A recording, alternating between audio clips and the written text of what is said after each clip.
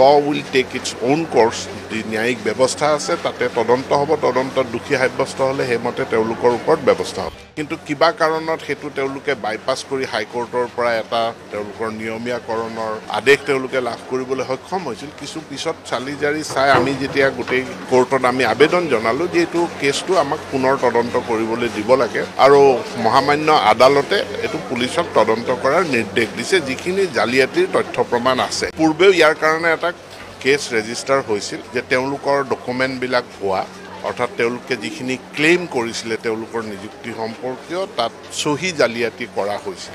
হয় ছাৰ বাইদেউসকল, ৰাজ্যৰ যিসকল শিক্ষক কৰ্মচাৰীয়ে বক্ৰ পথেৰে অৰ্থাৎ অবৈধভাৱে নিযুক্তি লাভ কৰিছিল তেনে শিক্ষক কৰ্মচাৰীসকল সাৱধান হ'বৰ হ'ল, কিয়নো মৰিগাঁও জিলাৰ 29জন শিক্ষক কৰ্মচাৰীৰ বিৰুদ্ধে ইতিমধ্যে ৰাজ্য চৰকাৰে বিভাগীয়ভাৱে তদন্ত আৰম্ভ কৰিছে। গতিকে এয়া নিশ্চয় শিক্ষক কৰ্মচাৰীসকলৰ বাবে এটা অত্যন্ত গুৰুত্বপূৰ্ণ খবৰ। আনহাতে ৰাজ্যৰ শিক্ষামন্ত্ৰী ডাঙৰীয়াই আৰু এটা বৃহৎ ঘোষণা কৰিছে, বলক আমি সেইটো এটা ভিডিঅ' ক্লিপৰ জৰিয়তে জানি লওঁ।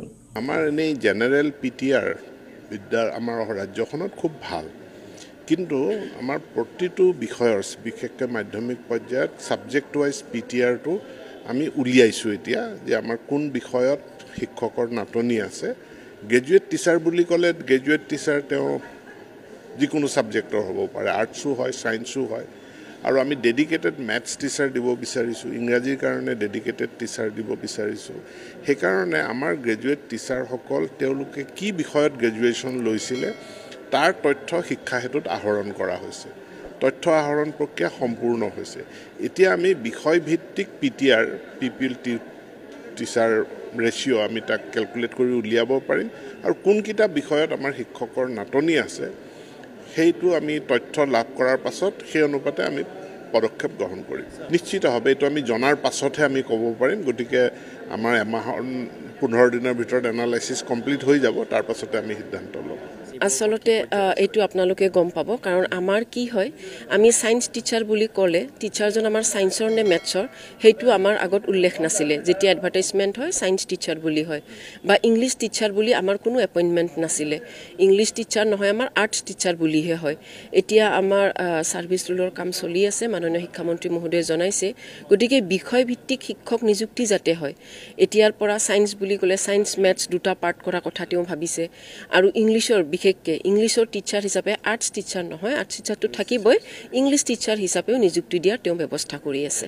অতি সোনকালে হ'ব। ছাৰে জনোৱা মতে আমাৰ নতুন ছাৰ্ভিচ ৰুল আলোচনা হৈ আছে। নতুন ছাৰ্ভিচ ৰুল ওলাই আহিলেই আমি এইটো বৰ্ষতেই হয়তো এডভাৰটাইজমেণ্ট আমাৰ ওলাই যাব।